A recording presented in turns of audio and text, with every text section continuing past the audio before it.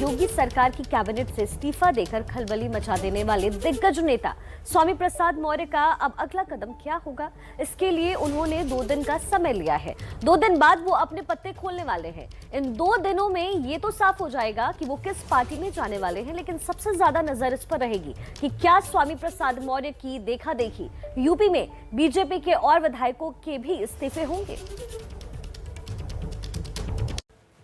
14 जनवरी को वो भी फैसला आपको बता दिया जाएगा। 14 जनवरी को क्या करने वाले हैं स्वामी प्रसाद मौर्य? क्या 14 जनवरी को समाजवादी पार्टी में शामिल होने की घोषणा करेंगे स्वामी प्रसाद मौर्य?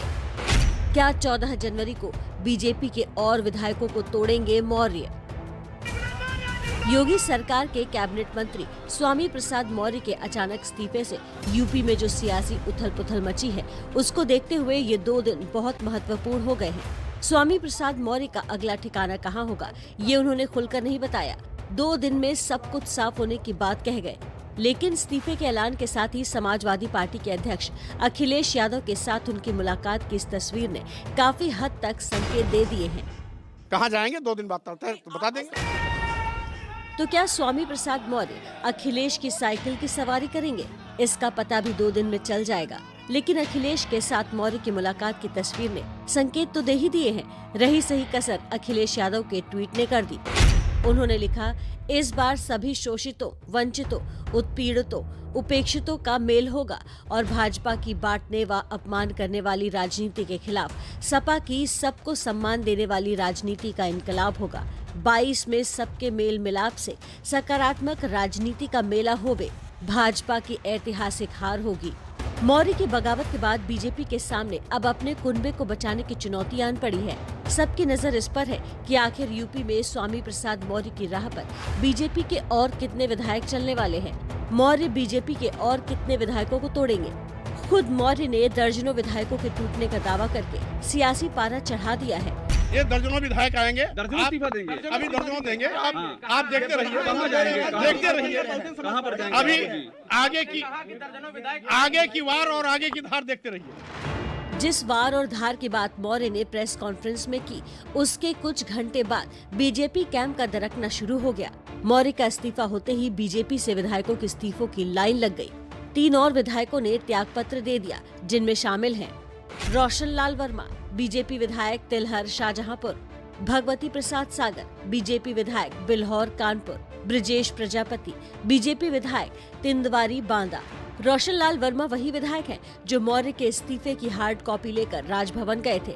कल के 4 विधायकों के इस्तीफे से पहले भी बीजेपी के 4 विधायक पहले ही अखिलेश के कैंप में एंट्री ले चुके हैं। 2022 का परिणाम आपको स्पष्ट कर देगा कि स्वामी प्रसाद उत्तर प्रदेश की कौन सी तस्वीर है जो जब चाहते हैं तस्वीर बदल देते हैं, तस्वीर बना देते हैं। स्वामी प्रसाद मौर्य का इस्तीफा बीजेपी के लिए कितना बड़ा झटका है, इसे इस तरह से समझ सकते हैं कि मौर्य 80 के दशक से राजनीति में है। 5 बार विधायक और 1 बार एमएलसी रहे। कुशीनगर, रायबरेली, हमीरपुर से चुनाव लड़ चुके हैं। बेटी संघमित्रा मौर्य बदायूं से बीजेपी सांसद है। बेटा यूपी के अवध रीजन में सक्रिय है।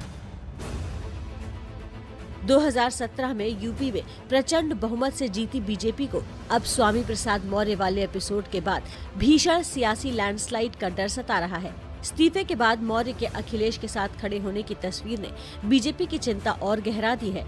इसीलिए डैमेज कंट्रोल के लिए लखनऊ से लेकर दिल्ली तक मंथन चल रहा है। देखिए, स्वामी प्रसाद मौर्य के इस्तीफे से पैदा हुए हालात से बीजेपी सकपका गई है। उसने पिछले चुनाव में यूपी में गैर यादव ओबीसी में सेंधमारी की थी, लेकिन मौर्य के इस्तीफे ने बीजेपी के उस कामयाब चुनावी फॉर्मूले को झटका दे दिया है।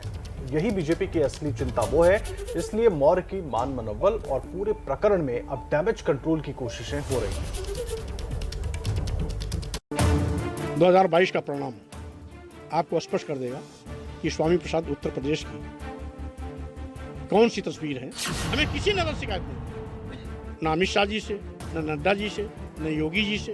हमको इनकी गलत नीतियों से शिकायत है। और वैचारिक राजनीति करने वाला व्यक्ति बेटी बेटा के लिए नहीं मरेगा। स्वाभिमान सबसे बड़ी संपत्ति है।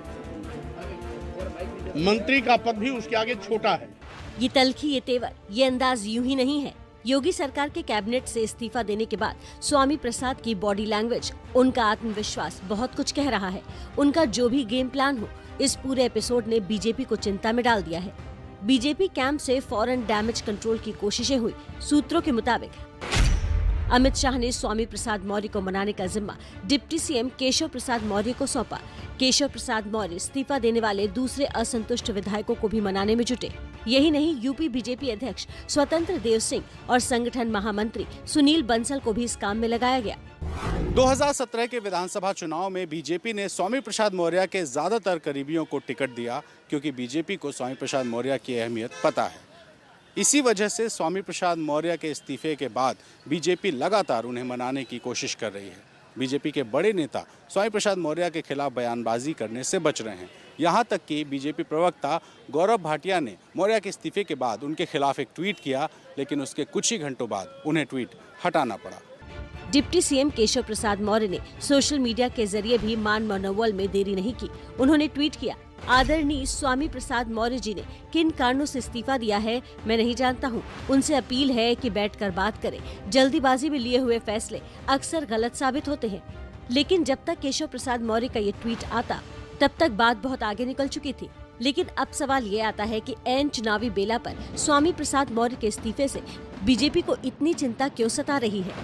तो इसका जवाब छिपा है स्वामी प्रसाद मौर्य के जनाधार में, जो कि पिछड़े समाज के बड़े नेता हैं। गैर यादव ओबीसी के बड़े वोट बैंक पर उनकी पकड़ है। खास तौर से कोयरी कुशवाहा जाति के वोट बैंक पर उनकी मजबूत पकड़ मानी जाती है। यूपी में कोयरी कुशवाहा वोट लगभग 5% है। बीजेपी भी स्वामी प्रसाद मौर्य की ताकत को अच्छी तरह से जानती है। मौर्य के सियासी पकड़ का फायदा बीजेपी 2017 के चुनाव में उठा चुकी है। तब स्वामी प्रसाद मौर्य बीएसपी के बड़े कद्दावर नेता थे और चुनावी मौसम में मायावती को छोड़कर बीजेपी में शामिल हो गए थे। यूपी की चुनावी राजनीति में ओबीसी समुदाय कितना अहम है, इसे ऐसे भी समझा जा सकता है। यूपी में ओबीसी आबादी 42 से 43% के बीच है।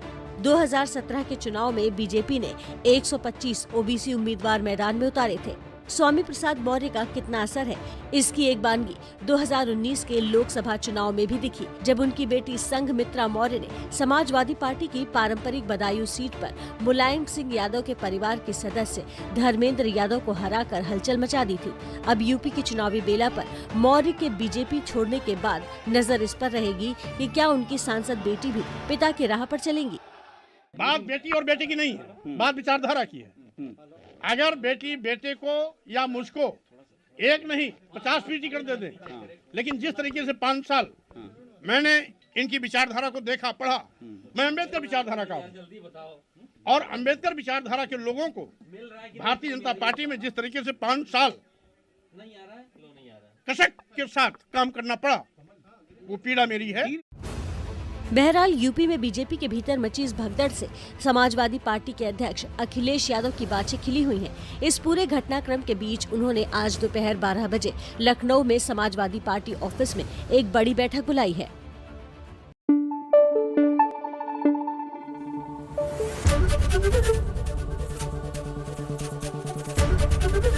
एबीपी न्यूज आपको रखे आगे।